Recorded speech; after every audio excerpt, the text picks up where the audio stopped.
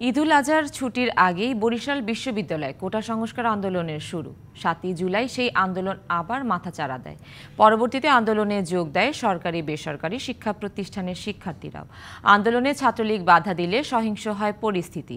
এই সুযোগে ঢুকে পড়ে দুষ্কৃতকারীরা। জেলায় কোনো মৃত্যুর ঘটনা নেই, তবে ১৬ ও ১৭ জুলাই আন্দোলনকারীদের সাথে ছাত্রলীগ ও আইন শৃঙ্খলা বাহিনীর সাথে ব্যাপক সংঘর্ষে আহত হয় অন্তত ৩৭ জন।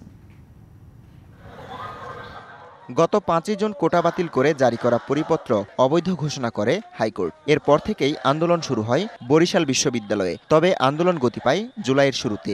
৭ই জুলাই থেকে শুরু হয় ধারাবাহিক কর্মসূচি। বাংলা ব্লকেট কর্মসূচি নিয়ে এদিন বরিশাল কুয়াকাটা মহাসড়ক অবরোধ করে বিক্ষোভ করে তারা। পরের দিন ৮ই জুলাই একইভাবে শান্তিপূর্ণ আন্দোলন করেন বিশ্ববিদ্যালয় শিক্ষার্থীরা।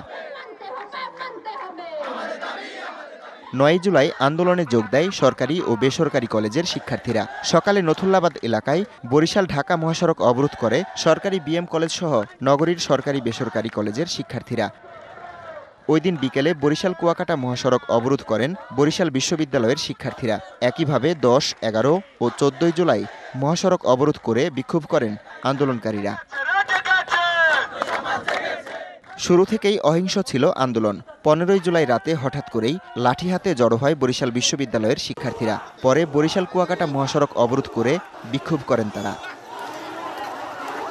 ২৫০টিরও বেশি ডিজাইন অপশন নিয়ে ওয়ালটন স্মার্ট ফ্রিজ, বোঝে আপনার প্রয়োজন। পরিস্থিতি ঘোলাটে হতে শুরু করে ১৬ জুলাই। বিএম কলেজ সহ কয়েকটি সরকারি বেসরকারি কলেজের শিক্ষার্থীরা বরিশাল ঢাকা মহাসড়ক অবরোধ করলে বাধা দেয় ছাত্রলীগ। সহিংসতায় রূপ নেয় আন্দোলন। দুই পক্ষের ধাওয়া পাল্টা ধাওয়ায় আহত হন ১৫ জন। অন্যদিকে বরিশাল কুয়াকাটা মহাসড়ক অবরোধ করেন বিশ্ববিদ্যালয় শিক্ষার্থীরা। আন্দোলনে দুর্বৃত্তদের অনুপ্রবেশ ঘটে ১৭ জুলাই। দুপুরের দিকে সরকারি সৈয়দ হাতেম আলী কলেজের সামনে পুলিশ সদস্যের মোটরসাইকেলে আগুন দেওয়া হয়, ভাঙচুর করা হয় ট্রাফিক পুলিশ বক্স। শুরু হয় পুলিশের সাথে ধাওয়া পাল্টা ধাওয়া। দফায় দফায় সংঘর্ষ চলে রাত ৮টা পর্যন্ত। আহত হন ৭ পুলিশ সদস্য ও ১৫ শিক্ষার্থী।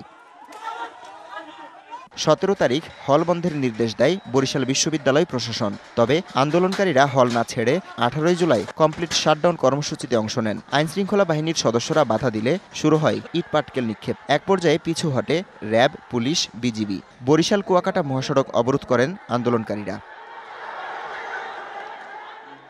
১৯ জুলাই শুক্রবার আন্দোলনকারীদের রাজপথে দেখা যায়নি। রাতে কারফিউ জারি করে সেনাবাহিনী মোতায়েনের পর স্বাভাবিক হতে থাকে বরিশালের পরিস্থিতি। DBC news desk.